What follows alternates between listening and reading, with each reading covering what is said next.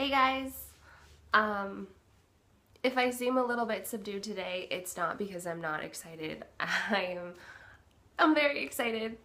I'm just a little bit under the weather, so I stayed home on Saturday to watch the game because I wasn't feeling well, and which is a bummer because I missed watching it at my favorite sports bar in Los Angeles, the Backstage.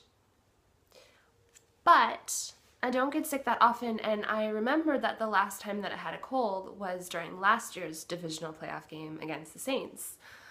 So I thought, okay, maybe this is a sign. I'm taking one for the team. It's all good.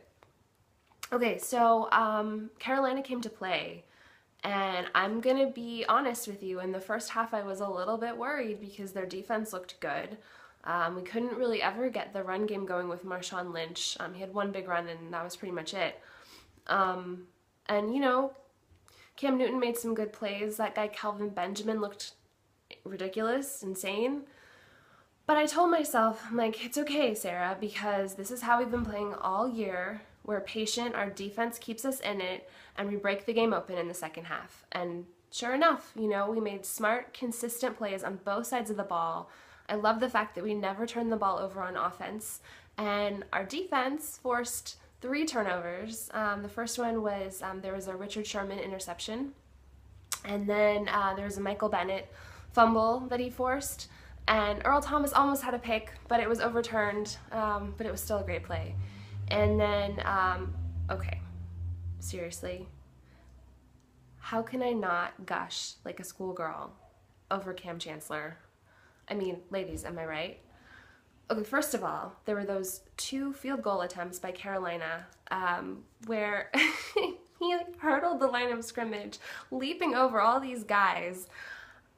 Okay, I mean, yes, ultimately he got penalized for running into the kicker, and Carolina did end up kicking a field goal, but I mean, that was pretty awesome. And he also had, 11 tackles and an interception that he ran 90 yards. 90 yards for a touchdown. No big deal. And then, of course, there's Mr. Wonderful, Mr. Zen Master, Mr.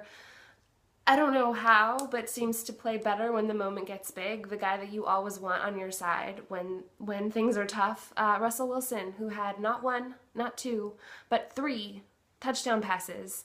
All on 3rd down, by the way, all when we really needed a really big play. And, of course, he had some help from our wonderful, totally not pedestrian receivers like Doug Baldwin and Luke Wilson and Jermaine Kearse, who had 129 receiving yards, including a spectacular, a 63-yard one-handed catch.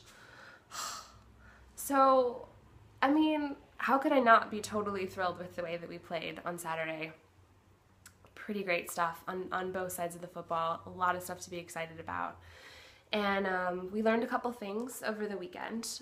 We learned that, sadly, Paul Richardson tore his ACL during the game, and he's out for the season, which is a bummer because he was just starting to play so lights out.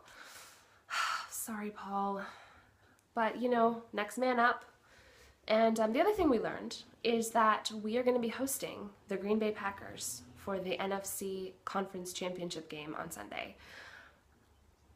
I'm not going to lie, I didn't really care whether it was Green Bay or Dallas because the way that we're playing right now, we keep playing this style of football. I don't think anyone's going to beat us at home. But, okay. I know we're a totally different team than week 1. I know Green Bay is a totally different team than week 1.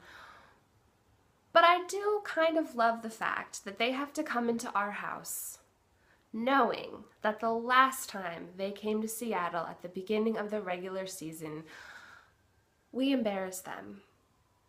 And they have to think about that all week long. Do I think this game on Sunday is going to go the same way? No, not really. This is the playoffs and everything's different. But just having that little psychological advantage is pretty sweet. All right, well, I'll be back later this week and hopefully feeling better to do a preview of the NFC Championship game. But lots to be excited about, you guys. Go Hawks.